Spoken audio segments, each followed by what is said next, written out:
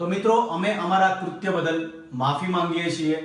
હું મારી ટીમ વતી પણ માફી માંગુ છું અને આવનારા ભવિષ્યમાં આવી ભૂલ ન થાય એનું અમે ખાસ ધ્યાન રાખશું અને ભવિષ્યમાં અમારાથી કોઈ પણ પ્રકારની ભૂલચૂક થાય તો અમને માફ કરજો।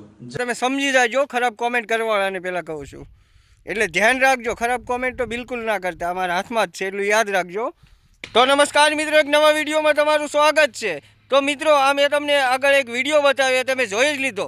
એ વિડીયોની ઘણા લોકોને રાહ હતી કે ખજૂરભાઈ ક્યારે માફી માંગે। તો ફાઇનલી ગાઈસ એ વિડીયો બધા જ લોકોને મળી ગયો છે। ઘણા લોકોએ સોશિયલ મીડિયામાં અપલોડ કર્યો છે, પણ એ વિડીયોની હકીકત બતાવવાનો છું। ખરાબ કોમેન્ટ કોઈ કરવાની નથી મિત્રો, હું તમને પહેલાં કહી દઉં છું કે ખરાબ કોમેન્ટ તો કરતા જ નહીં। આ જોયું છે ને તમે, આ જોઈ લો પહેલાં, એટલે તમે સમજી જાજો ખરાબ કોમેન્ટ કરવાવાળાને પહેલાં કહું છું, એટલે ધ્યાન રાખજો, ખરાબ કોમેન્ટ તો બિલકુલ ના કરતા, અમારા હાથમાં જ છે એટલું યાદ રાખજો। તો હવે હું તમને કહું છું કે આ વિડીયોને છે ને મેક્ઝિમમ લોકોને શેર કરજો, કારણ કે આ વિડીયોના માધ્યમથી હું બધા જ લોકોને સમજાવવાનું છું કે આવા પ્રકારના અત્યારે વિડીયો સોશિયલ મીડિયામાં ઘણા વાયરલ થઈ રહ્યા છે।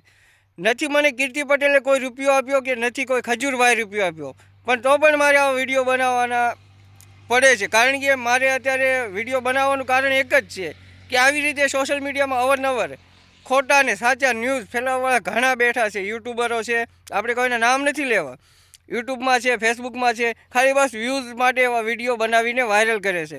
હવે આ વિડીયોની આખી હકીકત બતાવું કે આ વિડીયો આજથી 2 થી 3 વર્ષ પહેલાંનો છે। જી હા મિત્રો, એ પણ ખજૂરભાઈએ દેવીપૂજક સમાજની માફી માંગી હતી, જે શબ્દ બોલ્યા હતા એ સમાજ વિશે કાંઈ બોલ્યા હતા એના વિશે વિડીયો બનાવેલો હતો, અને એ વિડીયો આજ પણ છે યુટ્યુબ ઉપર, હું તમને બતાવીશ કહેતા હોય તો।